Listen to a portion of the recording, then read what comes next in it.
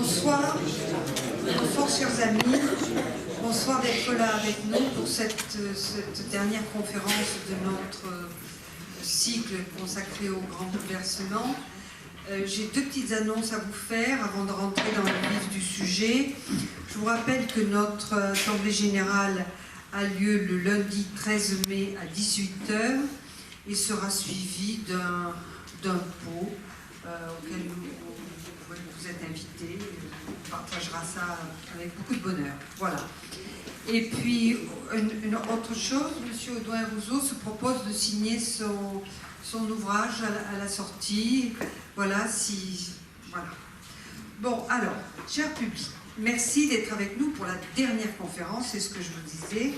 Merci à Guy Reynaud, représentant de la mairie de Toulon. Merci pour sa fidélité. Et merci à vous, Stéphane Audouin-Rousseau. Merci. Vous êtes directeur d'études à l'EHESS, spécialiste de la Première Guerre mondiale et président du Centre international de recherche de l'historial de la Grande Guerre à Péronne. Vous avez publié l'an dernier, aux Belles Lettres, un livre d'entretien avec Hervé Mazurel intitulé « La part d'ombre, le risque oublié de la guerre ». Ce n'est pas la première fois que vous venez au CML. En janvier 2015, la veille de l'attentat de Charlie Hebdo, vous nous aviez fait une conférence intitulée « La violence des voisins » concernant le génocide des Tutsis au Rwanda. Et 2 ans après, en 2017, si je ne me trompe pas, vous avez publié au Seuil un livre qui m'a bouleversée, intitulé « Initiation », qui apparaît comme une sorte de prise de conscience fondatrice, d'où le titre, je suppose. Je crois avoir compris, pour vous, l'homme et l'historien, il y aura toujours un avant et un après Rwanda. Alors nous terminons ces 2 années consacrées au grand bouleversement, et il y en a un profond et lent qui s'est installé en Europe après la guerre de 14-18 et celle de 45 qui a donné naissance à l'Europe. Nous avons cru, à partir de là, avec une parenthèse pour la guerre d'Algérie quand même, qui n'était pas une petite parenthèse, nous avons cru à la permanence de la paix, nous la souhaitions tellement fort. Alors nous nous sommes installés dans l'oubli, même si la transmission du fait guerrier n'a cessé de se faire. Nous aurions dû rester éveillés et prendre en compte les graines d'inhumanité qui germaient aux portes de l'Europe. Nous avons résisté à l'épreuve du réel, à la veille de la guerre en Ukraine. Jean-Jacques Agamben, le philosophe, propose une définition du contemporain que j'aime beaucoup. Le contemporain est celui qui fixe le regard sur son temps pour en percevoir non les lumières, mais l'obscurité. Cette définition trouve une singulière résonance avec le titre de votre ouvrage, « La part d'ombre, le risque oublié de la guerre ». Voilà, je vous remercie pour votre attention.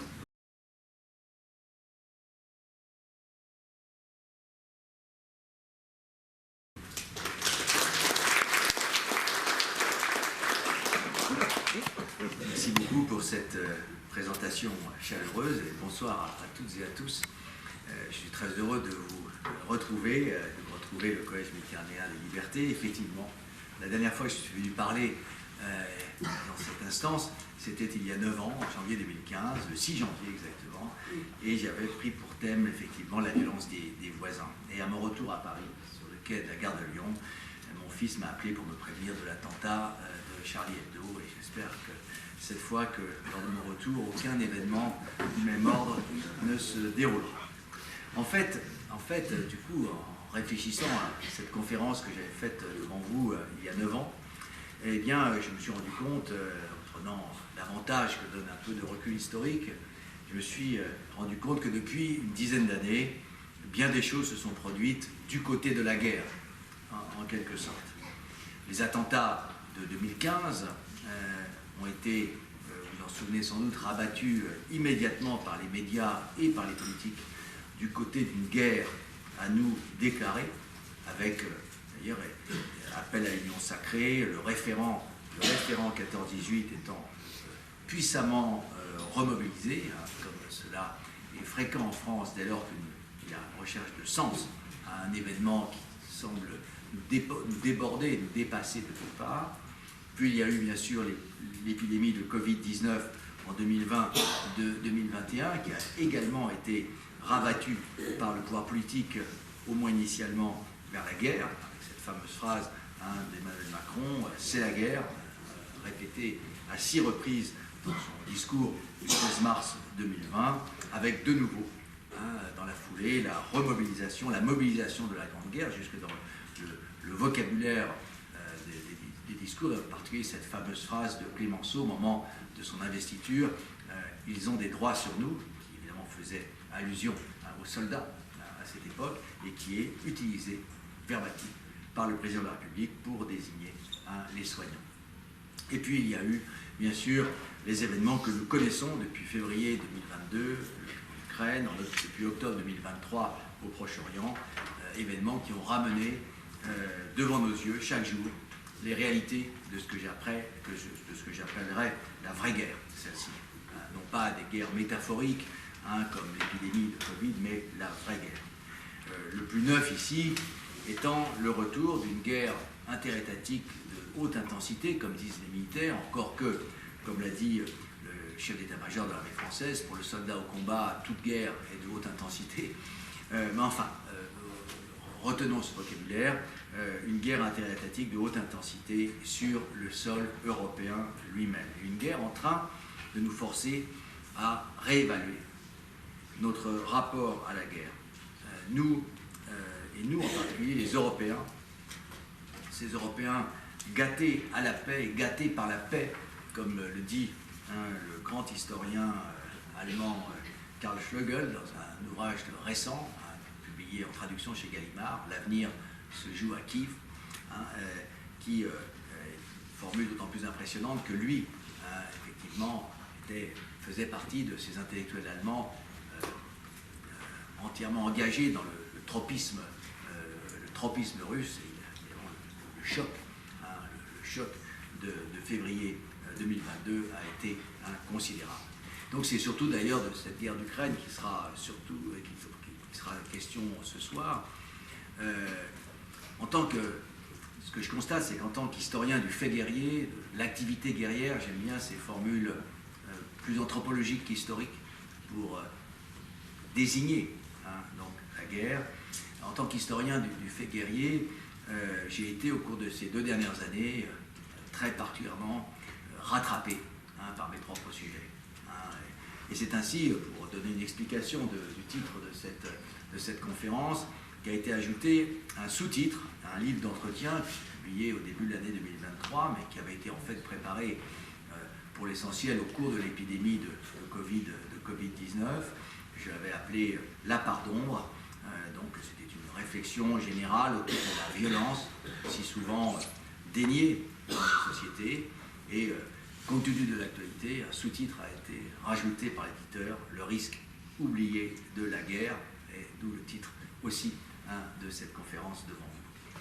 Il est en effet une chose dont je suis désormais vraiment certain, depuis cette extraordinaire aggravation de la situation internationale dans ces 2 dernières années, c'est qu'après 40 années de travail maintenant, que j'ai consacré à la Grande Guerre, à la violence de guerre de manière générale, aux pratiques de cruauté, au génocide, en particulier le génocide des Tutsis rwandais de 1994, comme vous l'avez rappelé, j'ai le sentiment qui est tout sauf une satisfaction civique ou politique, mais qui est une satisfaction dans une certaine mesure d'un point de vue scientifique, j'ai le sentiment de ne pas m'être trompé d'objet. J'entends objet au sens où l'entend l'essence sociale, en prenant l'étymologie du mot objet, objectum, en latin scolastique du XIIIe siècle, qui veut dire jeter devant, jeter en travers.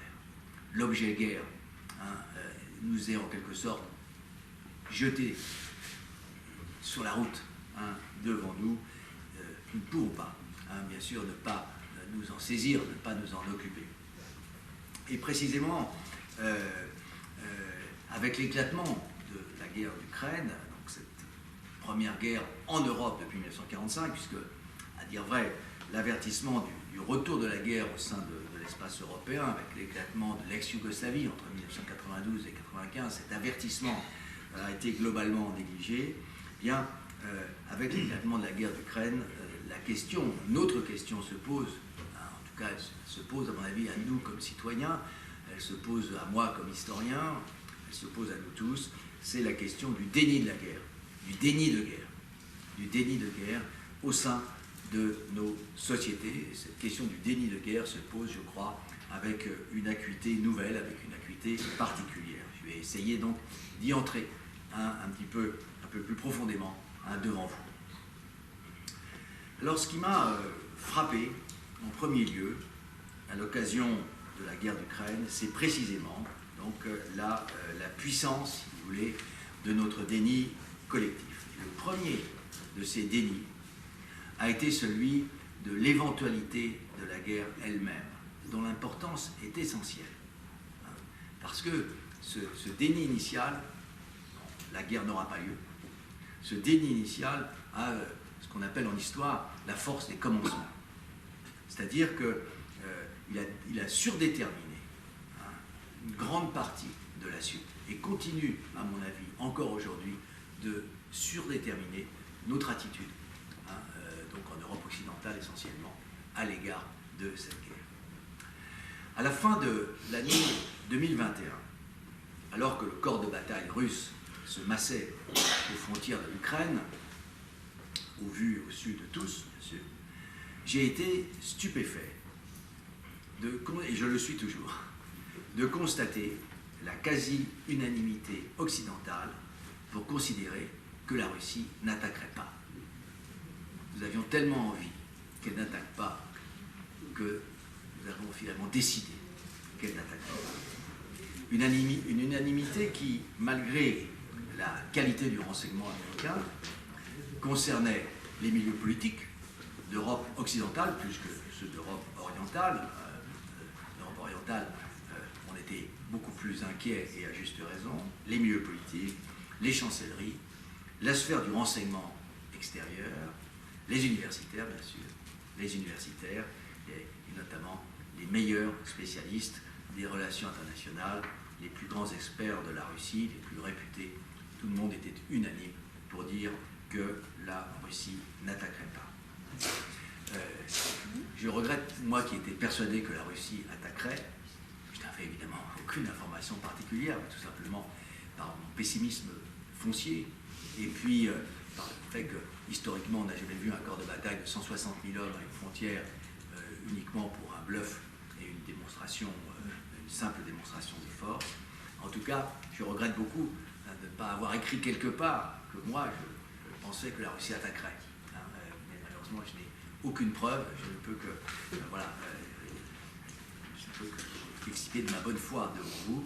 C'est forgé ainsi, en tout cas, un type de consensus qui a été à deux doigts, juste avant le déclenchement de la guerre, de faire commettre au président de la République française des erreurs décisives lors de ses tentatives de médiation avec la Russie. Souvenez-vous, il y avait dans le propos d'Emmanuel Macron cette idée qu'au fond, qui paraissait raisonnable, qu'il y avait deux forces militaires donc, de part et d'autre de la frontière qui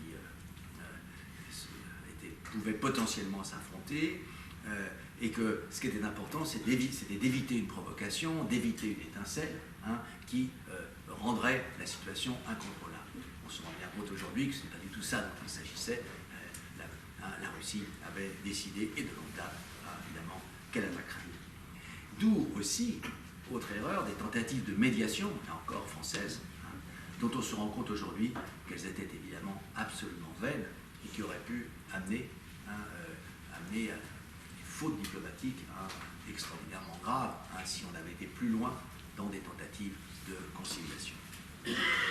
Et d'un point de vue historien, l'intérêt ne réside pas tant ici dans l'erreur générale de prévision, même si on doit quand même dire que les Ukrainiens ont payé au prix fort nos erreurs de prévision, réside, à mon avis, davantage dans l'argumentaire, généralement mis en avant pour attester, fin 2021, début 2022, pour attester que la Russie n'attaquerait pas. Elle n'attaquerait pas, nous disait-on, parce qu'une telle décision ne serait pas rationnelle du point de vue du pouvoir russe. que cette décision serait internationale, que la Russie aurait tout à y perdre et rien à y gagner, et que celle-ci, en outre, avait d'autres moyens à sa disposition pour faire prévaloir ses vues, que Vladimir Poutine était un chef d'État trop avisé pour commettre une erreur aussi grossière que l'attaque de l'Ukraine, etc., etc. Autant d'arguments parfaitement recevables. Parfaitement recevables. Difficiles même à contredire dans l'instant. C'est des arguments qui paraissaient profondément raisonnables. Mais qui, pour un historien de la Grande Guerre comme moi, et ceci explique aussi que ma position n'était pas celle-là, pour un historien de la Grande Guerre comme moi, évoquait puissamment le type d'argument avancé par un certain nombre d'analystes européens avant 1914, aux yeux desquels toute guerre entre grandes puissances européennes constituait une absurdité irrationnelle, là encore. Car ces analystes considéraient, à raison, qu'une guerre en Europe se déroulerait entre clients et que les protagonistes de cette guerre se ruineraient tout simplement les uns les autres. Parmi les plus importants de ces analystes, un nom aujourd'hui très oublié, sinon des spécialistes, l'essayiste et homme politique britannique Norman Angell, dans un livre traduit en français sous le titre « La Grande Illusion » et publié en 1911. 1911, c'est l'année de la crise marocaine, très grave. Pour la guerre a failli sortir entre la France et l'Allemagne, mais avant les guerres balkaniques de 1912-1913, qui aggravent encore la situation internationale. La guerre intervenant en 1914 dans une année paradoxalement d'accalmie, de détente des relations internationales. Donc la Grande Illusion, The Great Illusion, était parue en Angleterre en 1910, l'année précédente. Une première édition était même parue en 1909 sous le titre Europe's Optical Illusion, l'illusion d'optique européenne, avant d'être traduit simultanément dans de nombreux pays. Ce fut un véritable best-seller international à cette époque. Selon Norman Angell, selon l'auteur, pour des raisons économiques et surtout financières, l'importance du crédit international et l'imbrication économique des grandes puissances européennes de l'époque, la guerre ne pouvait plus éclater en Europe, ou bien, si par malchance elle éclatait, elle ne pourrait être que courte, car les puissances ne pourraient pas supporter une guerre autre que courte, parce que trop coûteuse. Et c'est à ce titre que pour Norman Angell, et cela explique le titre de son livre, c'est à ce titre qu'une guerre entre grandes puissances européennes était désormais une grande illusion. En fait, à la racine de ce type de raisonnement, qui est évidemment d'imprégnation pacifiste, se levait au fond l'idée que la guerre ne devait pas avoir lieu. Il fallait donc prouver, et dans une certaine mesure se prouver à soi-même, qu'elle ne pouvait pas se produire. C'est ce qu'on appelle en anglais une self-fulfilling prophecy, une prophétie auto-réalisatrice. Tout le problème. Mais évidemment, nous connaissons la suite, c'est plus facile pour nous. Tout le problème étant que le temps de la guerre n'est pas celui, excusez-moi de le dire comme ça, n'est pas celui du temps de paix. Et que la guerre, qui est un acte politique par excellence, obéit à des logiques qui ne sont pas non plus celles du temps de paix. Dans le temps de paix, les logiques économiques et financières, bien sûr, peuvent l'emporter, peuvent s'imposer. Mais le temps de guerre est un temps autre. J'y insiste parce que on croit que le temps est unique. Il y a un seul temps, évidemment. Objectivement, il y a un seul temps, mais subjectivement, c'est autre chose. Il y a plusieurs temps qui peuvent être tout à fait séparés les uns des autres. Et le temps de la guerre est un temps autre. C'est un temps autonome par rapport au temps de paix, dans lequel les acteurs sociaux, les politiques comme les individus ordinaires, sont modifiés dans leur perception et dans leur action. Et donc, il y avait dans cette idée de Norman Angell, cette idée, une vieille idée qui remonte au XVIIIe siècle, c'est du doux commerce. Le doux commerce comme facteur de pacification des relations internationales. Cette idée, cette illusion est restée très prégnante jusqu'en Europe, jusqu'à l'attaque russe du 24 février 2022. Alors, oui, à l'été 14, la décision d'entrer en guerre des grandes puissances européennes était parfaitement irrationnelle. De ce point de vue, d'un point de vue intellectuel, si vous voulez, Norman Angell avait parfaitement raison. Et même que l'attaque russe du 24 février 2022 était complètement irrationnelle. Oui, en 14, en entrant en guerre, en 14, les grandes puissances se sont ruinées elles-mêmes en se faisant la guerre entre clients. Il suffit de voir les PIB des grandes puissances européennes, même victorieuses en 1918, c'est un effondrement de 40 à 60%. Et pourtant, aucun dirigeant européen n'a été arrêté pendant la crise de l'été 14, n'a été arrêté un instant par le type d'argument avancé par Norman Angell en 1911. Des arguments qu'ont pourtant employés devant les politiques certains représentants des milieux économiques qui se sont littéralement jetés aux pieds des politiques en disant vous n'allez pas nous faire ça. On va sortir ruinés.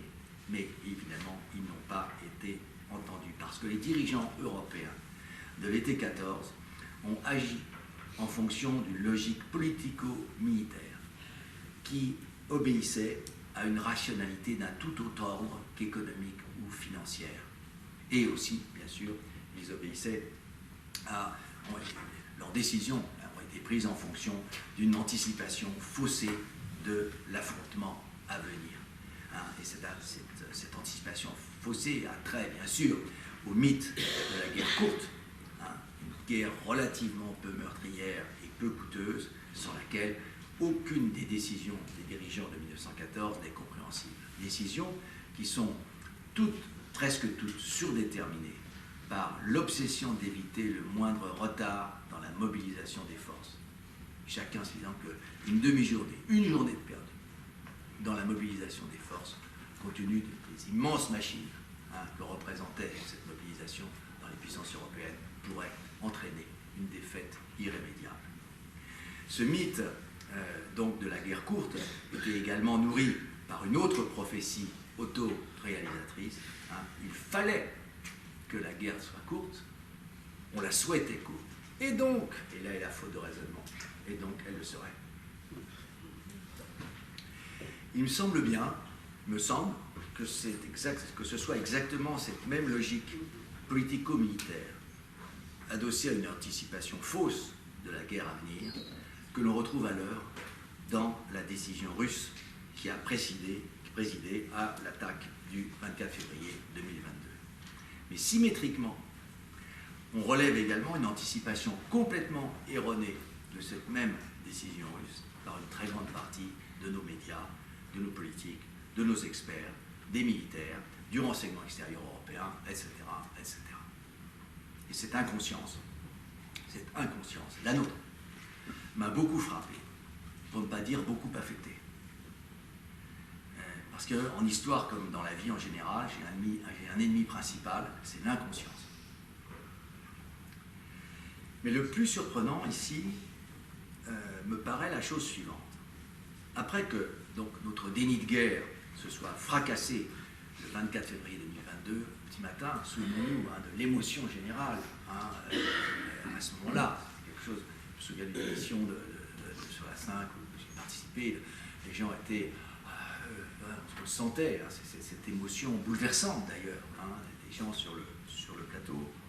Après que notre déni de guerre se soit fracassé, sur quoi? Sur le réel de la guerre, sur ce que les anthropologues appelleraient les matérialités de l'attaque russe du 24 février. Eh bien, il me semble, c'est une proposition que je fais, il me semble que nous n'avons cessé de reconstituer des lignes de déni successives comme autant de lignes de défense destinées à continuer de mettre à distance cette irruption du fait guerrier qui nous était en quelque sorte brusquement jeté au visage. C'est ainsi, voyons voir ces lignes de déni. Nous nous sommes abrités, me semble-t-il, dans un déni, ou derrière plus exactement, un déni de guerre longue. Souvenons-nous, la guerre est un phénomène qui avance si vite, qui se modifie si rapidement qu'on a tendance à oublier progressivement les phases que nous avons pourtant tous traversées en faisant attention à l'actualité, en nous informant, etc. Souvenons-nous, dans les premières semaines de guerre, nous avons ainsi mis beaucoup d'espoir dans les négociations en cours qui sont ouvertes très rapidement, sans nous demander s'il était vraisemblable que la Russie arrête son effort militaire avant que cet effort ne fournisse des résultats stratégiques probants.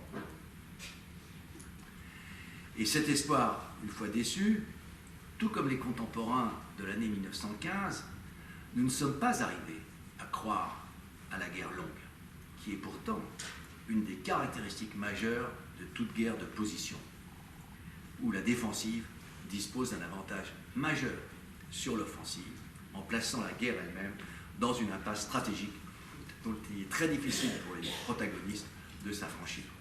Malgré toutes les leçons de l'histoire, nous n'avons pas accepté de croire à la guerre longue. Nous aurions été très surpris si, disons, en mars 2022, on nous avait dit que nous serions toujours en guerre aujourd'hui et probablement encore pour assez longtemps. C'est ainsi que, contre toute raison, nous avons voulu croire, dur comme fer, à l'offensive du printemps dernier de l'armée ukrainienne, en nous refusant absolument à croire qu'elle ne pouvait pas réussir, à cause des immenses champs de mines dressés par l'armée russe, qui joue le même rôle d'interdiction que les immenses réseaux de barbelés de la guerre des positions en 14-18, à cause il y avait ce problème donc des mines, le problème aussi de faire avancer des chars occidentaux certes, mais des chars sans couverture aérienne. Depuis l'été 18, on sait que des chars ne peuvent réussir sans couverture aérienne. Les Ukrainiens en étaient. Et nul n'a écouté, par exemple, cet avertissement du général Desportes, ancien directeur de l'école militaire, qui a toujours une pensée que je trouve intéressante, parce que assez raide et assez réaliste, en disant pour que les Ukrainiens puissent percer le front russe, il faudrait qu'ils aient 40 fois les moyens qui sont à leur disposition. Il est curieux que ce type d'avertissement, nous ne pouvions pas, en quelque sorte, nous ne pouvions pas l'entendre. Et symétriquement, à partir de cet hiver, et de manière de plus en plus prégnante depuis le printemps, nous avons eu le plus grand mal à admettre que le conflit était sur une pente au bout de laquelle se profilait, et je le déplore devant vous amèrement, se profilait une victoire russe. Actuellement, au moment où je parle, il semble que l'on soit au bord d'une rupture du front ukrainien, rupture qui a failli intervenir aux alentours du 21 avril, et ceci ne semble provoquer aucune panique, ni dans le champ politique, ni dans les opinions d'Europe occidentale. Au fond, nous n'avons cessé, nous ne cessons de nous accrocher à l'espoir d'une fin rapide et victorieuse de la guerre en faveur de l'Ukraine. Au fond, nous sommes assez semblables aux contemporains de 1914-1918 qui ont tenu, en espérant toujours une fin favorable du conflit pour bientôt, et en repoussant ainsi indéfiniment, mais petit à petit, tranche par tranche, de 3 mois en 3 mois, le terme de l'épreuve qui, comme vous le savez, aura duré finalement 4 ans et demi. Il y a une autre ligne de déni encore, sans doute moins nette, moins visible, mais que je crois également importante. Elle a trait à la question des atrocités. À dire vrai, je préfère parler plutôt de pratiques de cruauté, c'est-à-dire surtout de violence, dont on pourrait dire qu'elles dépassent leur propre objet, même en temps de guerre, en cherchant à infliger un surcroît de souffrance aux victimes, à leurs proches, à leur communauté, meurtre de sang-froid, torture, viol des femmes en particulier. Et d'une manière plus générale, cette question des atrocités a trait aussi à la violence extrême déployée contre les civils par le biais de bombardements que l'armée russe ne s'est pas montrée économe, bombardements sans utilité tactique en particulier, comme la Russie l'avait fait en Syrie à partir de 2015, sans que nous ayons été capables de voir l'avertissement que recelait cette manière de mener la guerre. Les atrocités commises par l'armée russe en Ukraine ne se sont pas produites du fait d'une exaspération progressive de la lutte entre les deux protagonistes, dans un contexte de multiplication des pertes et de prolongation des occupations. Dans la région de Kiev, occupée dès les premières heures du conflit, tout indique que les exactions russes se sont déployées d'emblée. Et cette immédiateté a sans doute joué un rôle important quand ces atrocités ont été connues, quand le corps de bataille russe est replié vers l'Est, a sans doute joué un rôle important dans la forme de stupeur qui a saisi, par exemple, l'opinion française, mais aussi l'opinion européenne, lorsque ces atrocités ont été dévoilées dès le premier retrait russe effectué. Alors cette stupeur était mêlée, heureusement d'ailleurs, marquée au point d'une indignation parfaitement légitime et même parfaitement nécessaire, évidemment. Mais la stupeur elle-même, notre surprise, n'en dit-elle pas assez long sur l'ampleur de la déréalisation de la vraie guerre dans les opinions publiques d'Europe occidentale? Car tout de même, en dépit de l'expérience de 2 guerres mondiales, que nous ne cessons, comme vous le savez, de commémorer. Nous sommes sortis des commémorations de la Première Guerre mondiale, qui ont duré quand même 8 ans, 8 années, pour entrer dans les commémorations de 1944. En dépit de l'expérience de 2 guerres mondiales, nous paraissons avoir oublié. Or, nous ne pouvons pas l'avoir oublié. Nous paraissons avoir oublié que la violence, que dans la guerre moderne, la pointe de la violence se dirige nécessairement vers les populations désarmées.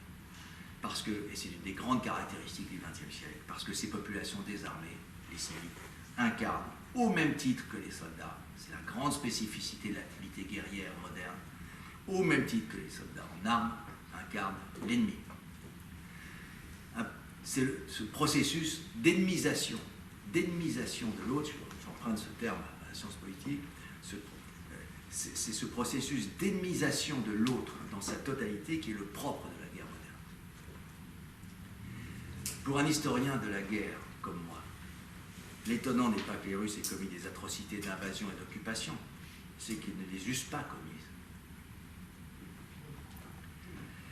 Il me semble donc que depuis plus de 2 ans que cette guerre a commencé, nous ne sommes pas parvenus à sortir de notre étonnement initial, de notre sidération face à ce déploiement inattendu de la violence de guerre en Europe, et face au déploiement d'une violence de guerre qui est d'ailleurs, bien le dire, croissante. Et nous avons aussi, du coup, le plus grand mal à appréhender les risques d'une montée aux extrêmes de cette guerre, d'une radicalisation du conflit.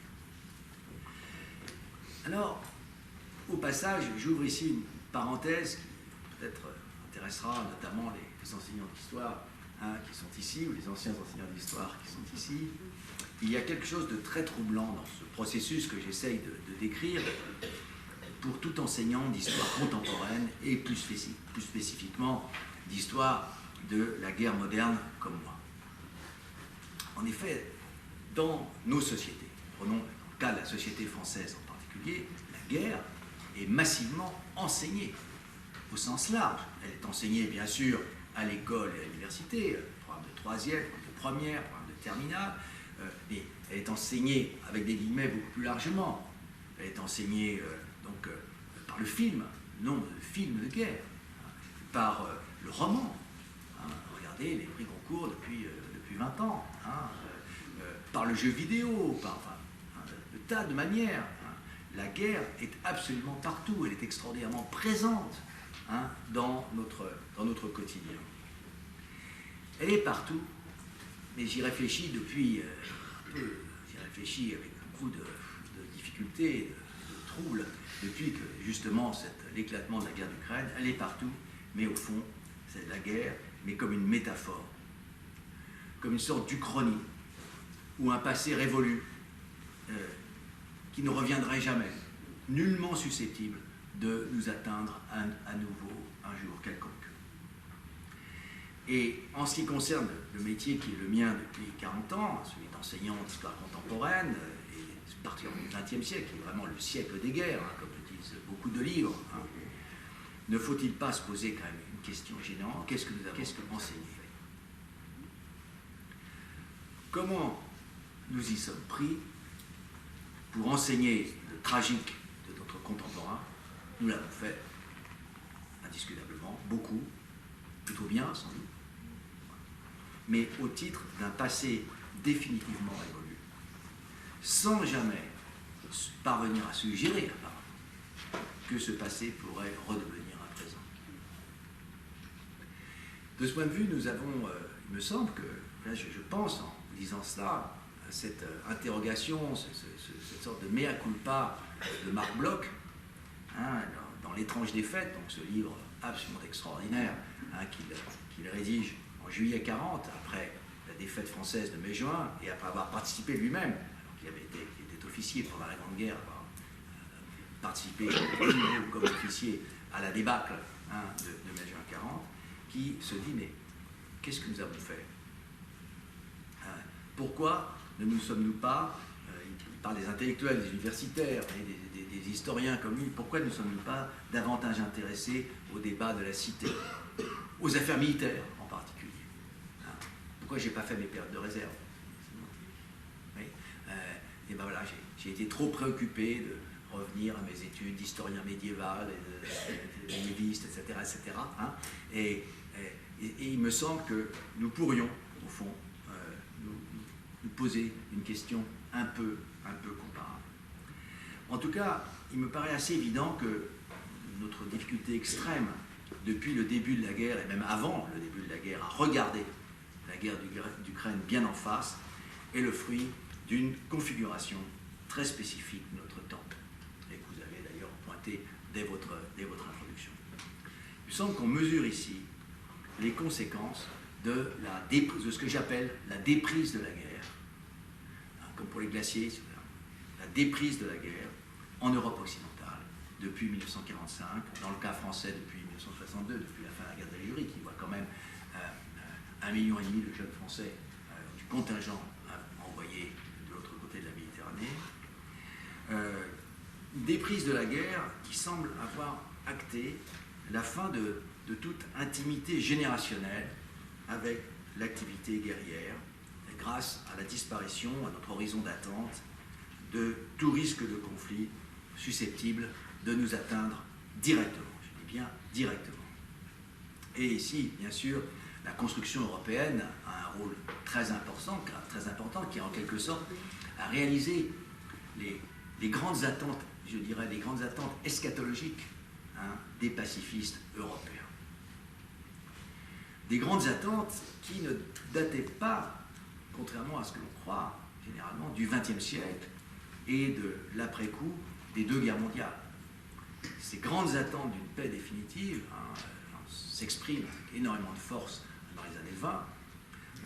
Elles sont relancées évidemment après la Deuxième Guerre mondiale, mais à dire vrai, elles avaient commencé à se cristalliser au plan international dès le milieu du XIXe siècle, avec de grands congrès de la paix qui réunissaient en particulier tout ce que l'Europe comptait de libéraux décidés à éradiquer la guerre comme moyen de relation entre États en Europe, et si possible, bien entendu, au-delà de l'Europe.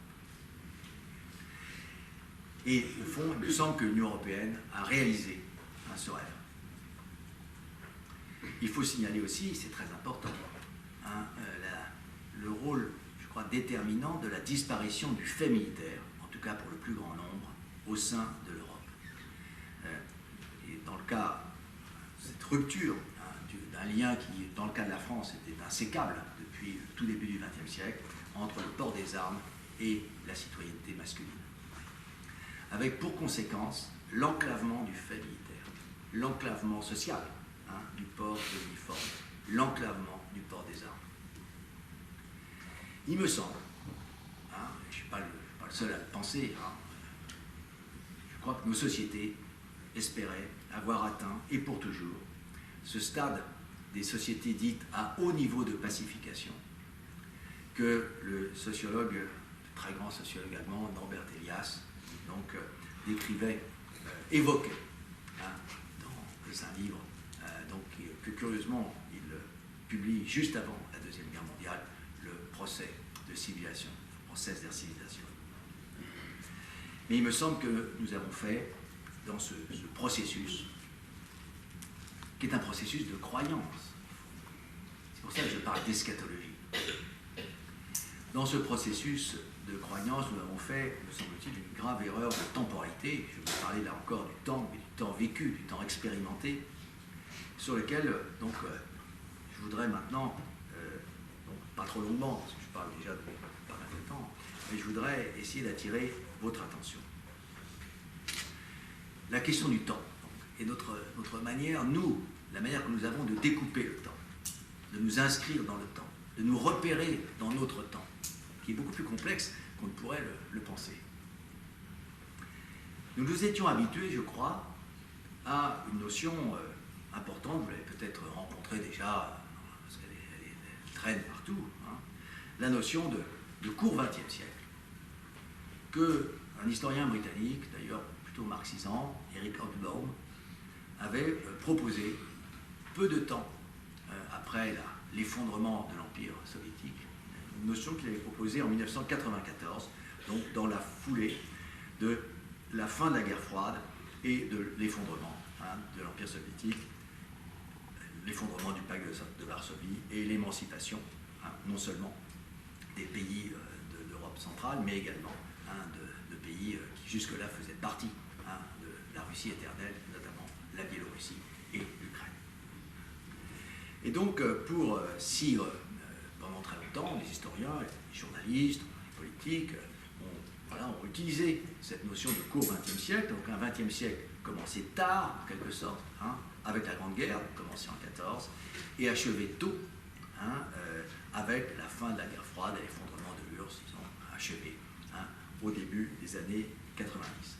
Un siècle, vous le savez comme moi, un siècle infiniment tragique, infiniment meurtrier, et dont on était au fond heureux d'avoir refermé la porte. Cette notion de court XXe siècle, et évidemment, a eu d'autant plus de succès qu'elle signalait une sorte de bonheur d'avoir refermé cette porte-là.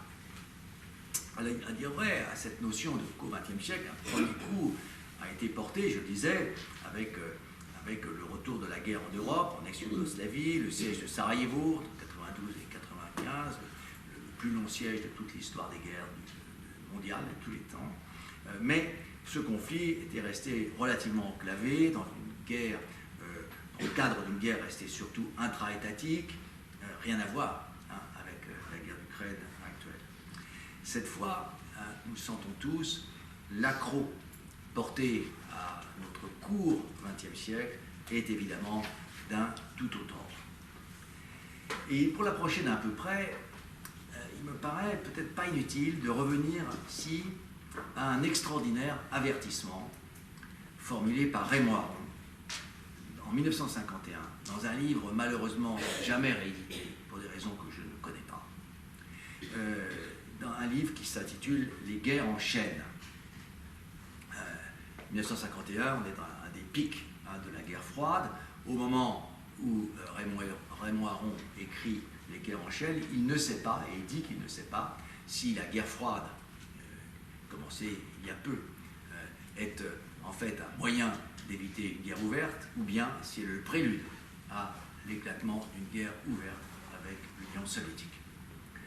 Et il écrit ce livre à la suite d'une série de conférences de George Kennan, donc le secrétaire d'État américain aux affaires étrangères, qui a inventé la notion de containment et qui en a organisé, qui a contribué à sa réalisation, donc face aux forces face aux forces de l'Union soviétique et des pays satellites qu'elle avait sous sa coupe.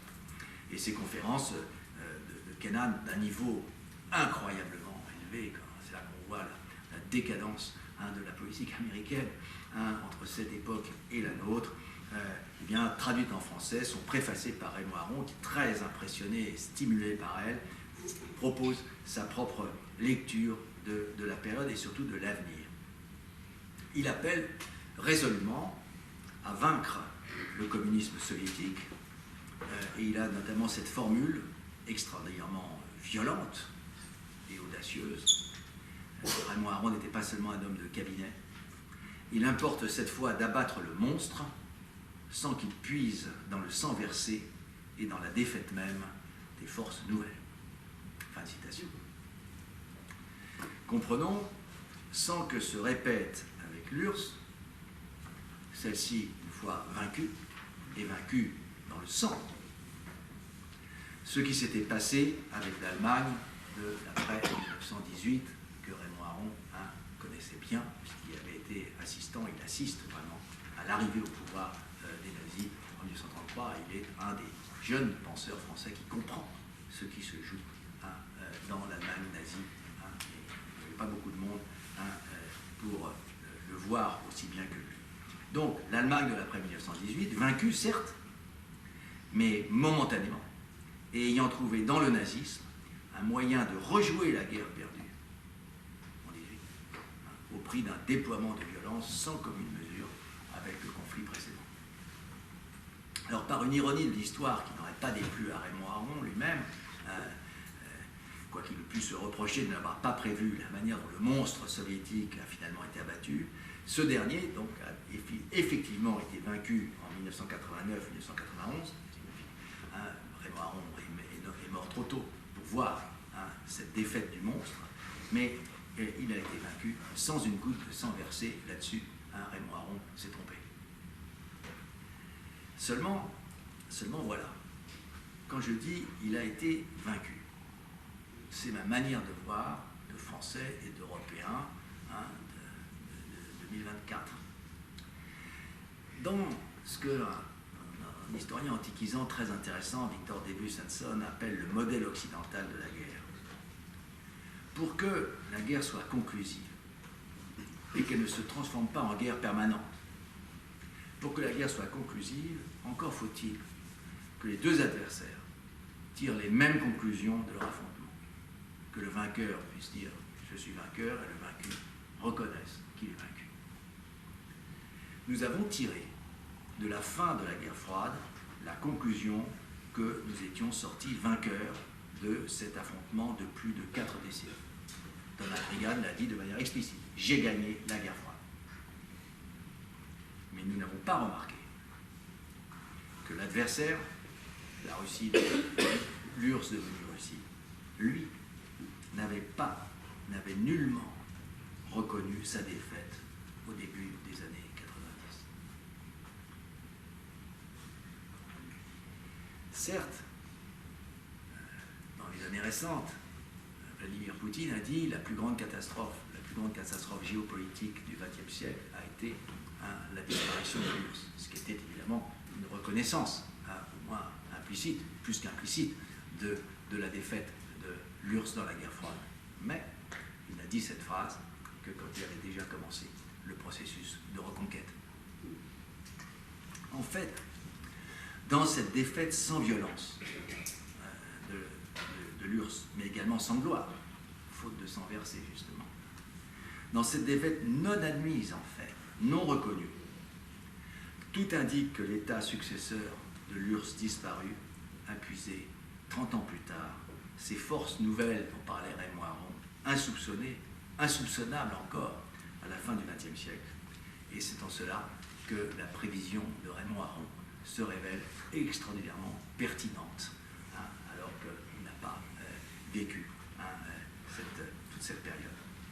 C'est ainsi que l'impérialisme s'enfare de l'État agresseur de l'Ukraine, la Russie, que les modalités de déploiement de sa violence sur le champ de bataille, comme à l'encontre des populations civiles, le mélange de traditionnalisme russe et d'ingénierie sociale stalinienne dans la prise en main de la société civile, le référent omniprésent de la Grande Guerre patriotique de 1941-1945 nous ramène à l'URSS du XXe siècle, qui, dans sa défaite de 1989-91, et sur la base du ressentiment profond qui en a procédé, a finalement retrouvé ces forces nouvelles que Raymond Aron appréhendait dès 1951. À ceci près que le monstre d'autrefois a mis 3 décennies avant de les déchaîner, donc beaucoup plus longtemps que l'avait fait l'Allemagne sous l'obédience du nazisme.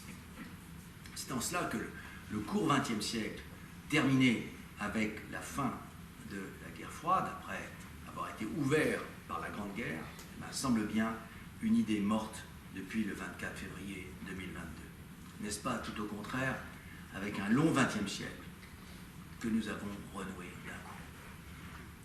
Et n'est-ce pas donc désormais à une avant-guerre que nous nous voyons confrontés, que nous craignons d'être confrontés, nous qui pensions enfin avoir réalisé la parousie tant espérée par tous les pacifistes des 2 siècles précédents. En disant cela, j'ai bien conscience d'énoncer devant vous une hypothèse insupportable, mais faire des sciences sociales, c'est tenter de regarder les choses bien en face. Alors j'essaye de conclure, évidemment, très difficile de conclure alors que l'événement dont nous parlons est toujours en cours. Raymond Aron, là encore, vous avez trouvé que vraiment, je le cite beaucoup, peut-être trop, disait que certes, une histoire immédiate est toujours possible et toujours légitime, mais il manquera toujours à ce type d'histoire la connaissance des conséquences des événements, ce qui rend tout essai d'histoire immédiate nécessairement fragile, nécessairement incomplet. Il n'empêche que la guerre d'Ukraine nous force à réfléchir à nouveau frais au passé guerrier du continent européen dans une sorte de boucle de rétro-interprétation qui est extraordinairement intéressante. Avec la guerre d'Ukraine, nous avons sous les yeux une extraordinaire expérience sociale, susceptible de nous montrer à quel point il nous reste difficile, disons, de voir ce que nous voyons. Il faut voir ce que l'on voit, disait Charles Péguy. C'est une phrase, je trouve, absolument extraordinaire, qui peut s'appliquer à 1000 situations. En l'occurrence, il s'agissait de l'affaire Dreyfus, dans le cas de Péguy, mais voir ce que nous voyons, je crois que c'est une obligation absolument essentielle. Et cela est en creux, malheureusement, cette expérience de la guerre d'Ukraine depuis plus de 2 ans maintenant nous montre que nous préférons regarder la guerre de biais plutôt que de face. Et même, vraiment, un biais très accentué. Mais du même coup, il me semble que nous nous trompons presque certainement à l'endroit de la guerre. Ce qui descend pas sans gravité.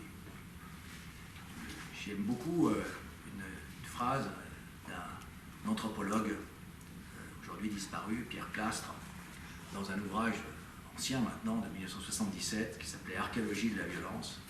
Et il a cette phrase que je crois décisive: « Se tromper sur la guerre, c'est se tromper sur la société ». Alors, cette phrase s'appliquait, en fait, dans l'esprit de Pierre Clastre, à des sociétés primitives amazoniennes, dont il était le spécialiste, était un spécialiste, où l'être social, disait-il, était un être pour la guerre. Les acteurs sociaux n'existaient que par la guerre, dans des sociétés où l'activité guerrière était absolument incessante. Mais je suis d'avis, personnellement, d'appliquer cette pensée profonde à nos sociétés, de l'appliquer à ces sociétés que nous croyons ou voulons croire à haut niveau de pacification. Car nous ne sommes pas seulement confrontés à une présence nouvelle de la guerre dans ce moment où je m'adresse à vous, je crois que nous devons aussi nous convaincre de l'importance de la guerre en tant que phénomène social. Et il me semble que nous tromper sur notre propre société, c'est d'une certaine manière nous tromper sur nous-mêmes, et de cela, je serais tenté de dire que nous n'en avons tout simplement pas le droit. Je vous remercie pour votre attention.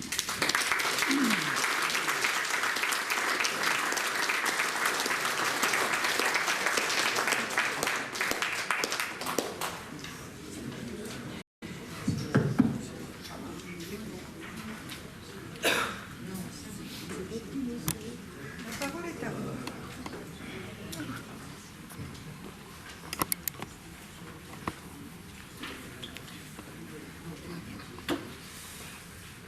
Merci. Cette excellente analyse historique. Parmi les risques que nous rencontrons aujourd'hui et que vous avez abordés, s'agissant de la France et de l'Europe, mais principalement de la France, vous n'abordez pas l'idée que depuis 70 ans maintenant, la France, pour la première fois de son histoire, vit en paix sur son territoire national.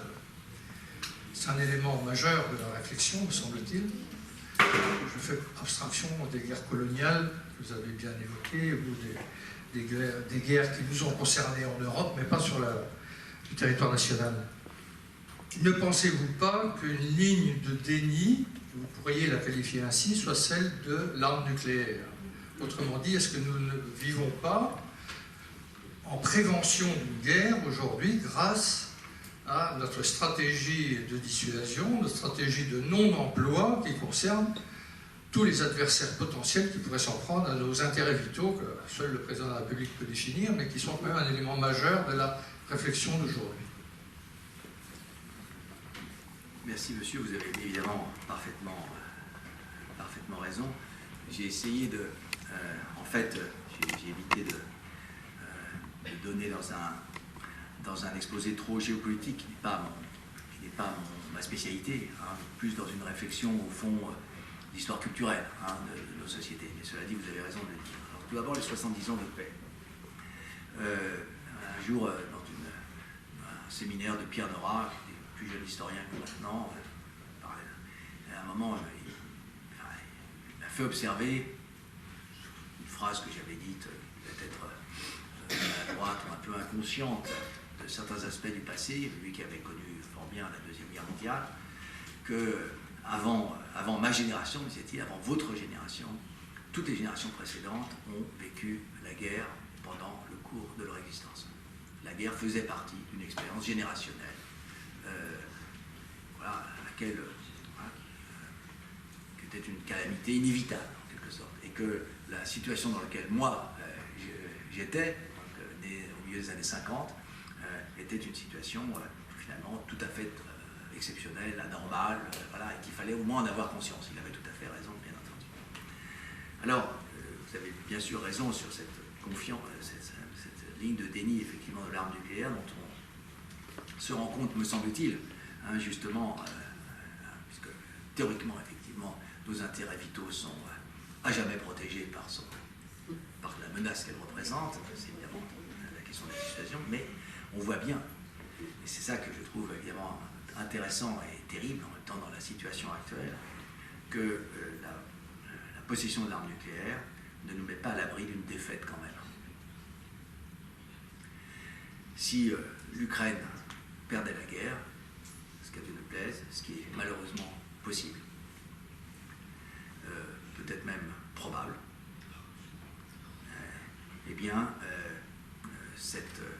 on pourrait dire qu'effectivement, nos intérêts vitaux ne seraient pas menacés directement par une invasion du territoire national, mais en revanche, il est vrai, me semble vrai, en tout cas je crois qu'il y a un consensus pour le reconnaître, que la défaite géopolitique que nous subirions en tant que première armée de l'OTAN en Europe tout de même serait absolument écrasante, que le choc moral qui en procéderait serait une magnitude que nous avons du mal à imaginer actuellement, sans parler bien entendu de la vague l'immigration ukrainienne, la deuxième, il faudrait évidemment que notre société devrait inévitablement encaisser. Donc, on voit bien que cette arme nucléaire est à la fois une protection, mais qui ne nous protège pas d'une défaite, d'une défaite de nos propres intérêts en Europe. C'est ça, je trouve, qui est là. Mais vous avez raison de le souligner. J'aurais dû le faire dans cette conférence. C'est ça que c'est une conférence, c'est d'enrichir aussi là, ce qu'on a pu faire grâce aux réflexions en retour. Merci à vous. N'estimez-vous pas que si les Occidentaux avaient été moins frileux depuis la déclaration de la guerre d'Ukraine, ça ne serait pas passé comme ça? Beaucoup le pensent, et je serais tenté de le penser aussi. En fait, notre incroyance initiale est prolongée sur notre incroyance à l'endroit d'une attaque russe de l'Ukraine a fait que notre dissuasion ne pouvait évidemment pas fonctionner. Puisque nous n'avons commencé à prendre des mesures de dissuasion qu'une fois la guerre commencée. Si nous avions cru à cette guerre, si nous avions cru, ne serait-ce que le renseignement américain, qui pour la première fois communiquait en clair sur les préparatifs russes, eh bien, nous aurions peut-être, qui peut le savoir, peut-être que des mesures extrêmement fermes de dissuasion, mais aussi de livraison d'armes à l'Ukraine, qui en a manqué cruellement, comme nous le savons tous, et qui continue d'en manquer cruellement, eh bien, aurait pu peut-être retenir la décision russe. Et donc, de ce point de vue, c'est pour ça aussi que je dis que l'erreur d'interprétation à la puissance des commencements, elle a des conséquences. C'est pas seulement nous avons fait une erreur, la réalité s'est chargée de la corriger. Non, cette erreur, nous n'en sommes pas encore remis en quelque sorte. Et l'Ukraine n'en est pas encore remis. Oui, merci pour cet exposé particulièrement brillant. À la déclaration de guerre de cette guerre, 1 million de jeunes Russes ont quitté leur pays. Depuis, ça ne s'est pas amélioré, il y a des millions, pas des millions, non, mais des centaines de milliers d'abîmés à vie, de morts. Paraît-il, la Banque de Russie en est ce qu'on appelle à l'État-Linger, par exemple, au bout du bout. Ils ont mangé toutes leurs ressources financières quasiment. Est-ce que la Russie survivra à sa victoire? Très belle question, monsieur, mais je n'ai pas les moyens de vous répondre. D'abord parce que les historiens, généralement, la capacité de prévision de l'histoire est égale à 0. C'est très triste, c'est très triste pour l'histoire et pour les historiens, mais c'est ainsi, il faut savoir le reconnaître. C'est effectivement, mais la question que vous posez, je me la pose également. Quel sera le coût? Non pas. Souvent, le coût des guerres se révèle, comme on le sait, non pas immédiatement, mais à plus long terme. On pense effectivement à ce coût démographique, alors que la Russie était déjà un pays en décroissance démographique gravissime, en fait. Quel sera l'après-coup? Nous ne pouvons pas le savoir, mais on espère, bien entendu. On ne peut qu'espérer que l'après-coup soit très difficile, évidemment, mais ça ne nous console pas. Ça ne nous console pas, bien sûr, de l'éventualité d'une victoire russe, qui nous paraît inconcevable, mais donc j'espère, comme sans doute tous ici, que ça ne se produira pas. Mais nous sommes dans une période d'extrême danger. Exactement, nous sommes dans la même... il y a une grande ressemblance morphologique, vous l'avez compris, entre la Grande Guerre et la guerre d'Ukraine, dès lors qu'on est dans une guerre de position, où ce qui est déterminant, et on le voit, ce qui aura été finalement déterminant dans cette opposition, ce sont les fantassins dans leurs tranchées,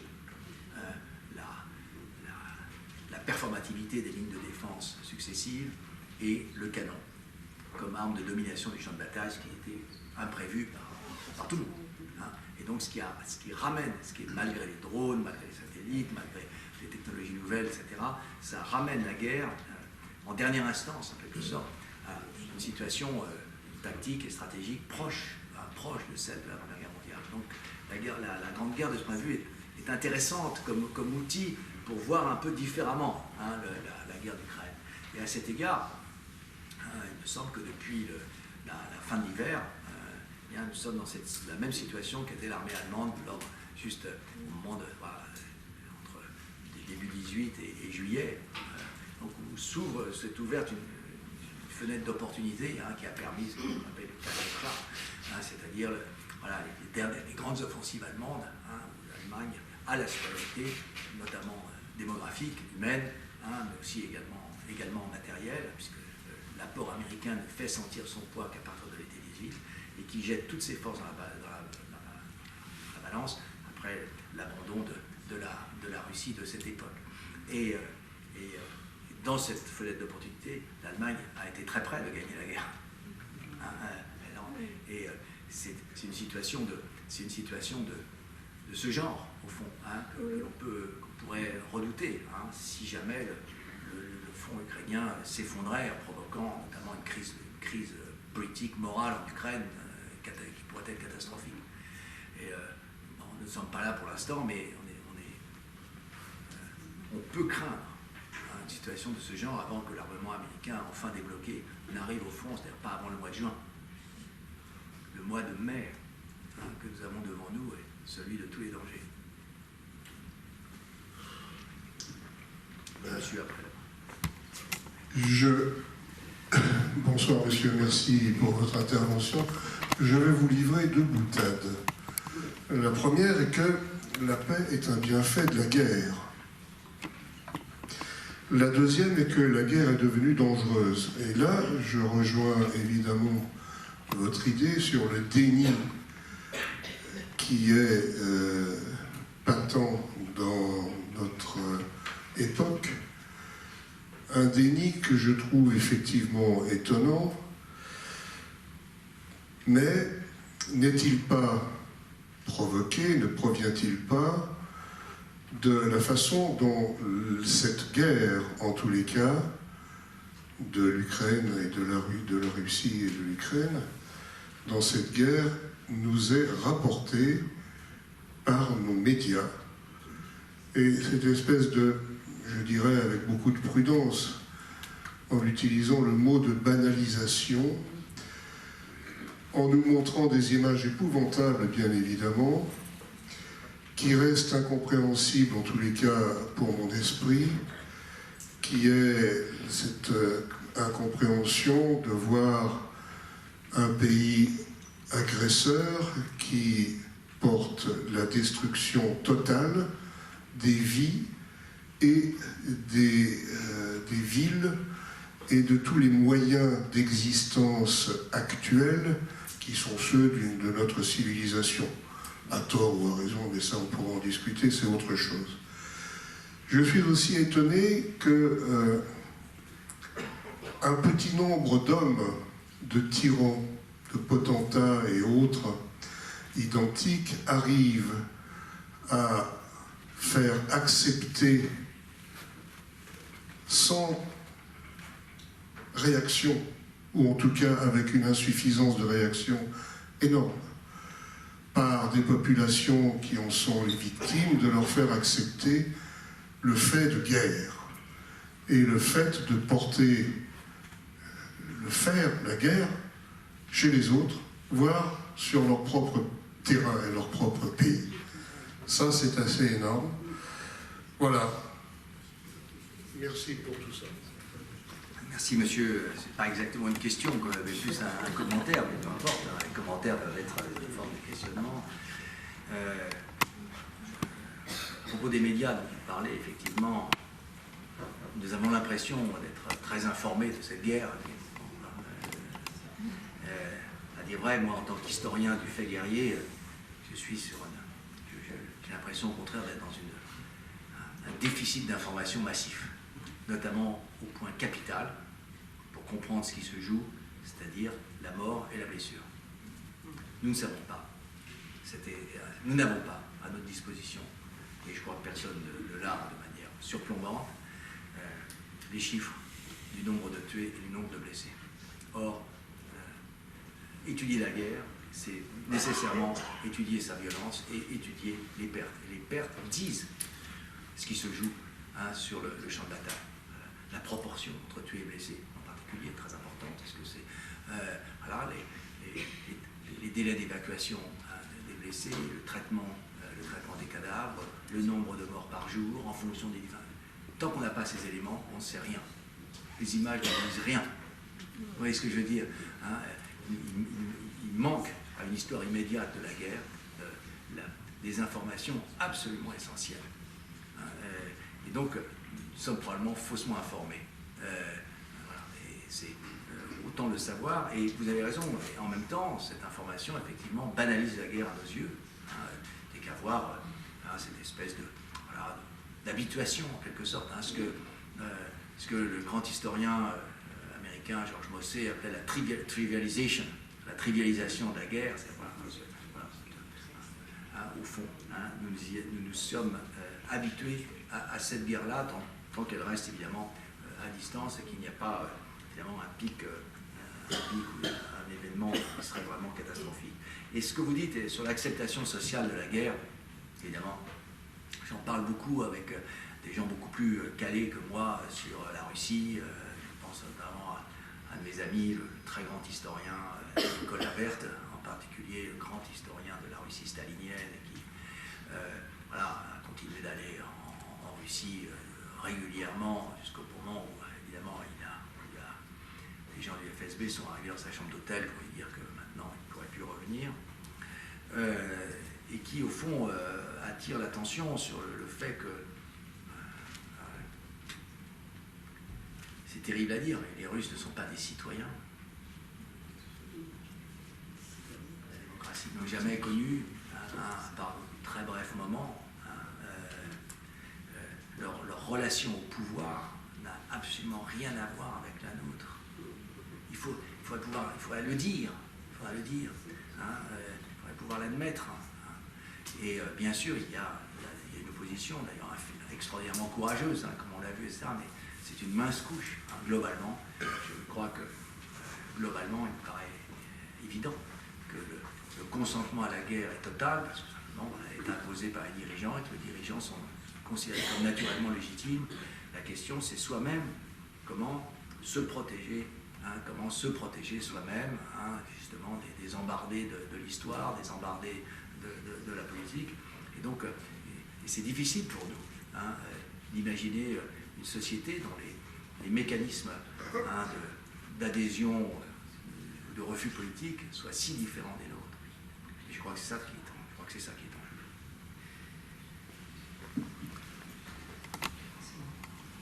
jeu. Bonsoir, merci beaucoup pour votre conférence.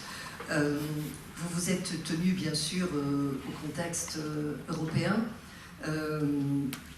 mais comment ne pas transposer la situation actuelle du Proche-Orient quand on vous entend en fait souligner par exemple cette question de l'immédiateté, du déni de la guerre, et puis ici du mythe d'une guerre courte. Et j'ai deux demandes. La première, c'est que vous dites qu'une guerre doit cesser vite. Pour qu'une guerre cesse vite, dites-vous, il lui faut des résultats.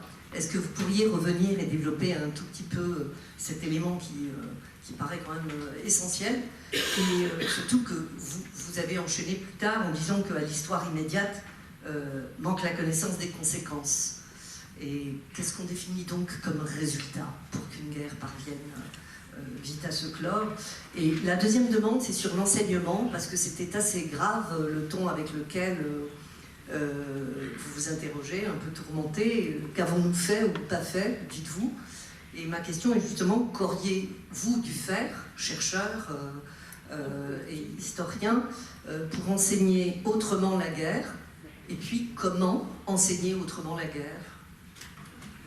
J'imagine que vous avez dû réfléchir. Ça va nous mener loin, mais vos questions sont évidemment décisives. Je prends la première, qui n'est pas tellement confortable, mais la deuxième étant Voilà, c'est de réfléchir à la deuxième tout en répondant à la première. Alors oui, vous avez raison de poser cette question. Il faut que je développe un petit peu plus ce que je ne l'ai fait pour être vraiment plus compréhensible. Dans cette idée que je trouve très intéressante du modèle occidental de la guerre, qu'est-ce que dit Victor Davis Hanson? Victor Davis Hanson est un historien, d'ailleurs devenu, il n'était pas à l'époque de son premier livre, mais il est devenu très néoconservateur ensuite. C'est pas une personnalité que je trouve très sympathique, hein, mais donc dans son livre, le modèle occidental de la guerre, en fait, était centré sur la guerre dans l'Antiquité grecque en particulier. Il dit les Grecs, au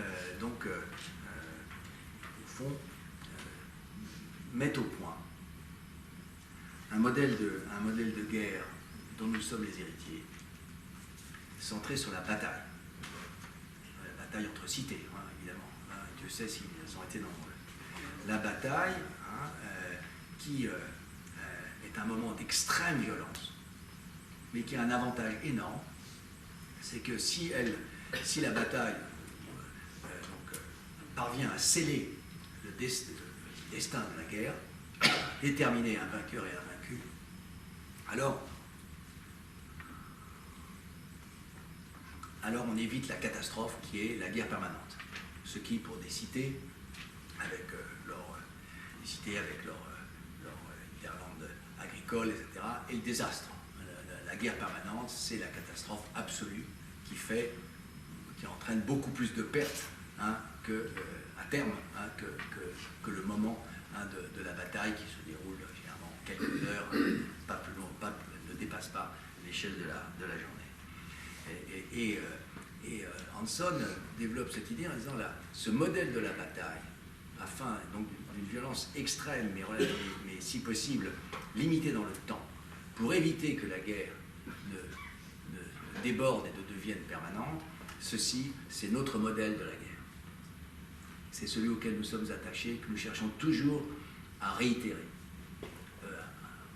En échouant, comme on l'a échoué par exemple après 1914, hein, bien sûr, mais néanmoins c'est ça que nous cherchons.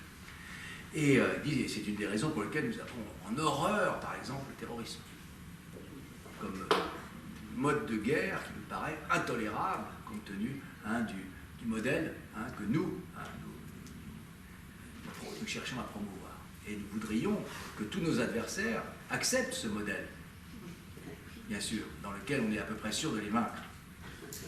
Alors que le terrorisme, est impalpable, insaisissable, hein, et fait régner une menace permanente, ce qui est justement ce que nous détestons le plus. Et donc, voilà, et c'est là que, pour que ce système de la bataille fonctionne, voilà, il faut que l'adversaire renonce à la guerre permanente, hein, et accepte effectivement une forme de reddition. Et c'est ce schéma, au fond, hein, c'est ce schéma que nous aurions aimé qu'il présida donc à la fin de la guerre froide. Alors, il n'y a pas eu bataille, mais on va faire comme s'il y avait eu bataille. Hein, et voilà, un des deux camps a pris l'ascendant sur l'autre. Il faut que l'autre le reconnaisse. Nous n'avons pas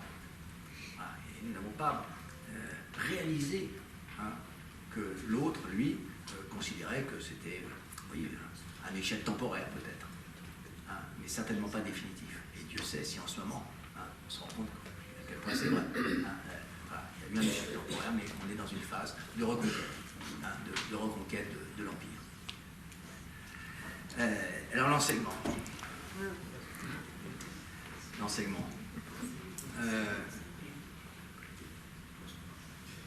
J'ai été très marqué. Vous l'avez rappelé, j'ai été très marqué par le Rwanda, qui est peut-être le cas le plus, qui est un cas extrême dans cette configuration, si vous voulez, de croyance dans le plus jamais ça. Hein, j'ai été élevé, dans le fait que plus jamais ça. C'est-à-dire, dans une compréhension fausse, plus jamais ça. Entièrement fausse. Il n'y aura plus jamais ça.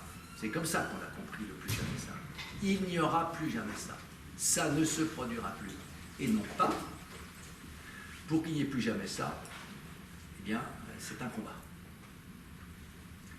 Et puisque je parlais de déni, s'il y a un beau déni de la fin du XXe siècle, c'est justement dans le dernier génocide qui a frappé nos sociétés, le génocide des Tutsis rwandais, que nous avions absolument tous les moyens de voir venir.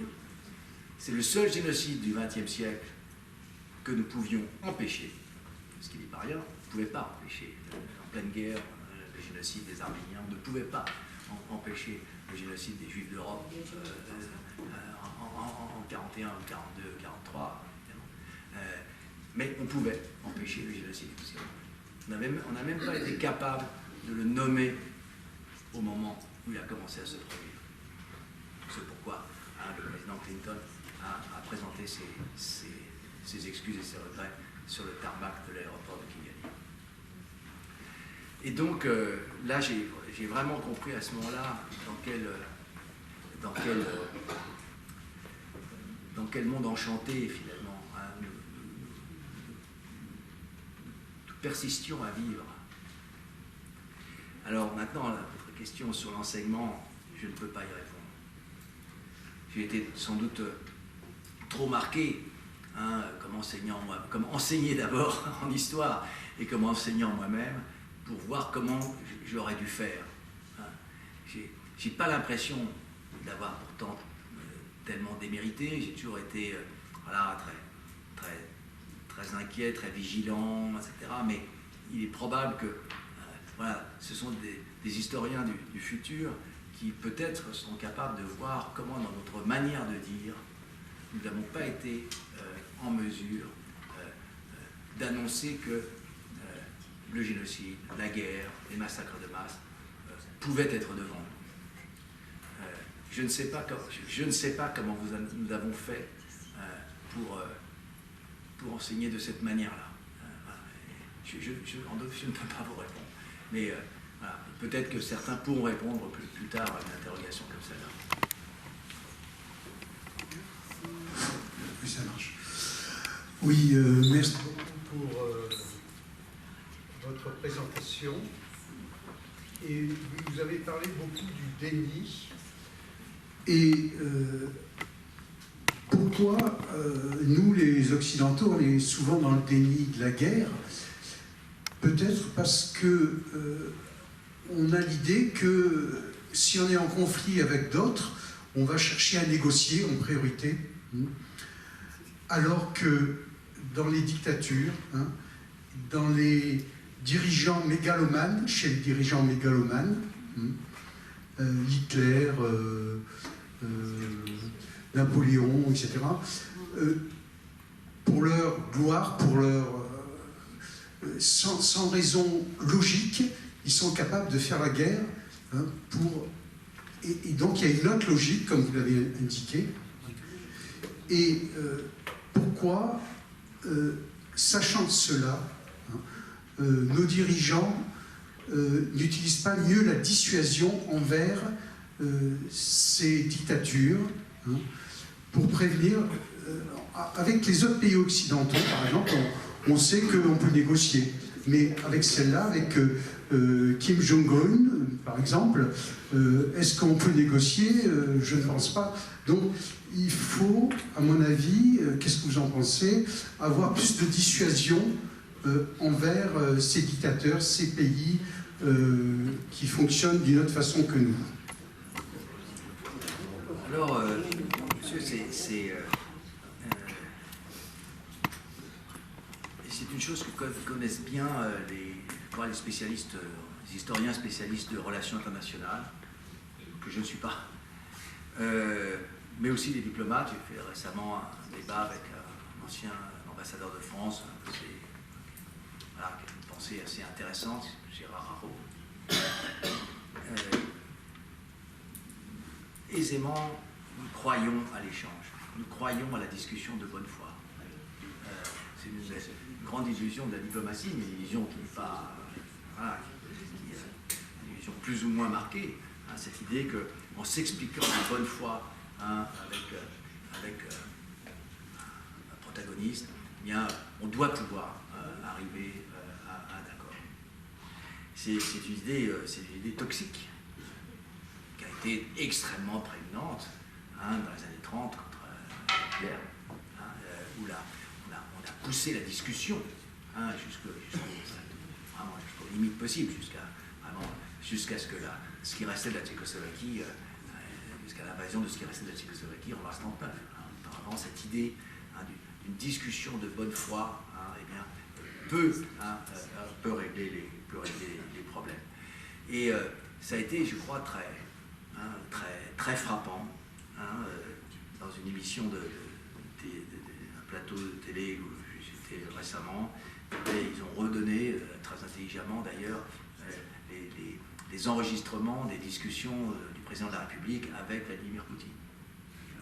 On a exactement ce cas de figure. Je te le demande, on va le président qui est au téléphone, je te le demande instamment, Vladimir. Il faut absolument qu'il n'y ait aucune provocation de part et d'autre, etc.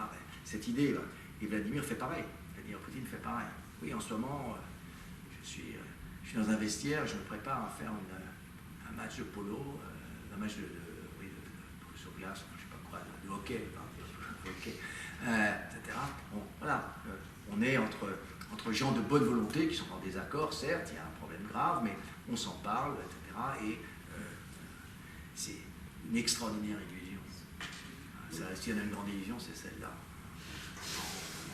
En laissant complètement de côté ce que j'appelle l'importance de la guerre comme acte politique. Et particulièrement dans des régimes dont la guerre est l'aliment. Le nazisme, effectivement, le fascisme, et la Russie actuelle. La guerre est un ciment politique. Et un ciment politique de la société tout entière. De la société tout entière. Pas seulement de la société politique. Voilà. Et c'est de cela que nous sommes en train de nous décider. Je voudrais essayer de dire un petit mot sur l'enseignement de l'histoire, auquel je me suis frottée pendant un certain nombre d'années. Et évidemment, comme tous les enseignants, il y a un moment où on se dit qu'il faut qu'on bricole, qu'on trouve des solutions. Et alors j'avais un petit peu réfléchi, je m'étais dit qu'il y avait deux formes de savoir, le savoir par la raison et le savoir qui relevait de l'affectivité. Et en fait, je me suis posé la question, comment toucher la sensibilité? Je crois que l'important dans un enseignement, c'est l'effet que produit cet enseignement. Et on peut pas faire un enseignement qui soit désincarné. C'est ce que vous disiez, il y a des morts. Les morts, on ne les voit pas. On ne sait pas, on ne les compte pas. Ils sont... Et j'ai l'impression que le secret d'un enseignement, il se fait dans la réception, dans ce que produit en nous une information. Moi, je me rappelle d'avoir été en cours au moment du World Trade Center. Et ces images que tout le monde a vues, les tours en feu, etc. Et j'avais cours ce jour-là, et le lendemain, et j'ai essayé d'expliquer. Alors il y en a un de mes élèves qui me dit « ça ressemble au film La Tour Infernale ». C'est vrai, mais c'était qu'un film. Et je lui dis « mais attention, il se passe quelque chose là, il y a des gens qui ont souffert, il y a des gens, il y a des chairs brûlées, il y a des chairs démantibulées, et ça passait pas. Et alors, j'ai pris un chemin de traverse et j'ai sorti Guernica, le tableau de Guernica, et qu'on a étudié dans le détail, avec ce cheval qui hurle, qui est éventré, avec cette mère qui est implorante avec un enfant mort dans les bras, et j'ai eu l'impression là, pour une fois, on avait quitté l'abstraction. Voilà, là il y avait de la chair. Aussi étrange que ça puisse paraître, parce que ce n'était qu'un tableau, mais il y avait de la chair. Et je me suis demandé, alors après j'ai fait d'autres expériences, en particulier j'avais fait venir en cours une vieille dame qui avait travaillé au camp d'Émile et qui avait raconté ce que c'était, pourquoi on enfermait des juifs, des enfants juifs, des petits, et elle lui a expliqué qu'ils étaient enfermés parce que, non pas pour ce qu'ils avaient fait, parce que les enfants n'avaient rien fait, mais pour ce qu'ils étaient. Et donc elle a donné des exemples très très concrets. Et au milieu de la discussion, j'ai une petite fille qui s'est levée, enfin une petite fille, une gamine qui s'est levée et qui dit, voilà, moi, dans la cour du collège et dans la cour du lycée, voilà ce qu'on me dit. On me dit que je suis une sale arabe, on me dit ceci, on me dit cela. Et elle se met à pleurer. Et alors c'était extraordinaire, parce que toute la classe s'est sentie concernée et a fusionné avec elle. Enfin bon, c'était peut-être temporaire, je ne sais pas, mais on avait touché à la chair. Voilà, on avait touché. Alors je ne sais pas comment enseigner la guerre, mais je crois que la guerre, c'est des chairs en souffrance, c'est tout ça, c'est ce qu'on ne nous montre pas peut-être dans les médias. Voilà. Je ne sais pas. Je n'ai pas de réponse à ça, comment enseigner le fait guerrier, mais je ne sais pas, il faudrait trouver des solutions pour approcher au plus près des hommes. Sans doute, mais c'est en même temps difficile. Quand des collègues de lycée me demandent de venir parler du Rwanda à leurs élèves, j'accepte toujours, quand j'en ai en tout cas la possibilité. Et il faut faire très attention à ce que l'on montre. Bien sûr. Faire très attention à ce que l'on montre. On peut montrer pour le Rwanda des choses intolérables, visuellement intolérables. Est-ce qu'on peut montrer Jean Asfeld, par exemple, les photos de Jean Asfeld? Je ne sais pas, mais par exemple, là, c'était hier soir, je suis intervenu dans un spectacle justement tiré du livre de Jean Asfeld, Une saison de machette, donc à la cartoucherie de Vincennes. Et donc un spectacle extraordinairement dur, puisque c'est les tueurs qui parlent de leur tuerie. Et il y avait là une enseignante qui me disait qu'elle se sentait très concernée par le Rwanda et qui avait donné en classe, puisque maintenant c'est au programme, en terminale, en spécialité en particulier, elle avait donné un texte extrêmement dur, donc un témoignage. Et elle avait encaissé une bronca de la classe. Non, vous ne pouvez pas nous donner un truc comme ça, il fallait nous prévenir. Voilà. Et en même temps, voilà, les élèves ne veulent pas être terrorisés, ne veulent pas forcément être sidérés par la violence. C'est-à-dire que le chemin de crête est très difficile. Ouais, Moi, je m'interdis personnellement de montrer des images à cause de ça, parce que j'ai peur de ne pas pouvoir contrôler les réactions de lycéens très jeunes. Je crois que, en tout cas, merci de réaliser cette conférence qui clôt magnifiquement notre cycle. Voilà. Et merci à vous.